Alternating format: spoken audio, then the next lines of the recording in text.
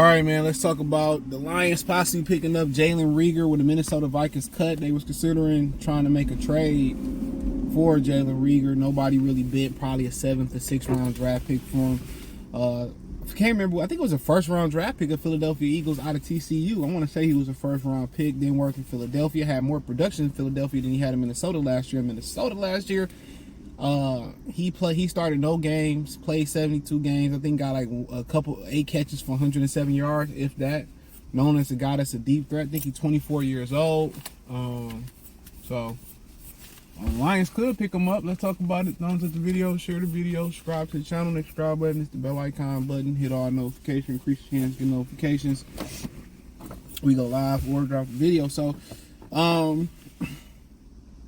they need vertical help with or without Jameson Williams. Their vertical game start and end with right now without Jameson Williams, Josh Reynolds, and Antoine Green. That's it. Khalif Raymond is fast, but he not known for catching nothing deep at all. You know, he better off underneath running some of them underneath routes. So St. Brown can do pretty much a lot of different things. He get explosive plays down the field, but from a standpoint as far as getting plays down the field, throwing it down the field, is really their receiving core is really predicated on Green and Josh Reynolds. That's what it's predicated on. So Reagor would be an option, but at the end of the day, man, it just don't seem like, he gonna reach that potential. Denzel Mims, you kick the tires on him. He couldn't stay healthy. Jalen Reagor just seemed like not to be an NFL caliber player. Maybe he need to go to the XFL, USFL, or Canada, or whatever the situation may be. But he just don't seem to be an NFL caliber player. He do give some value in the return game. I think he just got like 700 plus return yards as well too. So he give you some value in the return game. But I think at this point, you're gonna see what you got in Antoine Green. I think that's what you're gonna see what you got in Antoine Green. You're gonna stick with the guys that you got there, but a lot of them dudes they got there are possession receivers. Marvin Jones Jr. at this point, he's a possession receiver. Don't get much separation. Khalif Raymond more of a possession receiver than a guy that gets something to get it done down the field. So their offense is really gonna be built around the run game, the ability to catch and run the ball out the backfield. Montgomery and Jahmyr Gibbs, Sam Laporta, and what St. Brown can do. And then the icing on the cake is gonna be what James will give you going down the field. Ken Reynolds stay healthy, give you something down the field. Can Antoine Green give you something going down the field, and can James Mitchell get you explosive plays, getting vertical going down the field? So that's what it's really going. That's really what it's going to boil down to. It's going to really boil down to them backs and catching the ball and running the ball. Laporta, but really, was people underrate is the ability of James Mitchell to get down the field, the ability of Antoine Green to get down the field, and Reynolds. You're going to need them to create space underneath for St. Brown and some of them guys like Brock Wright to work underneath. And those the guys who are going to stretch the field and get those explosive plays. So you're going to see early on, a lot of defenses are going to play the Lions tight. They're going to stack the box, and they're going to force the Lions to beat press coverage, force the Lions to throw the ball down the field. That's what they're going to do. And if they get Jameson Williams back, then they got to play a little bit more honest. But right now, they don't have to. They're not going to respect Josh Reynolds. They're not going to respect Khalif Raymond. And Laporta and Gibbs going to have to earn their respect in this league. So, but, Reagor, I just don't see it really being an ideal fit with Reagor.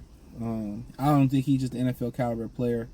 KJ Osborne, who actually from Detroit, sat there and took his spot last year. It was very productive. So they went out there, got Jordan Addison, gave Reagor another chance, and it was just another blown first-round receiver, the receiver that was picked in the first round by the Philadelphia Eagles. So you want to see him do well, but I don't think he was injured or nothing. It's just that it just ain't him. I mean, it's funny when Jamar Chase was saying that he was having problems catching the football after taking a year off at LSU because the National Football League football didn't have a white stripe on it. So he had problems tracking the ball without a white stripe. Sometimes that'd be the difference. Something as small as that can be a major adjustment. You think about that.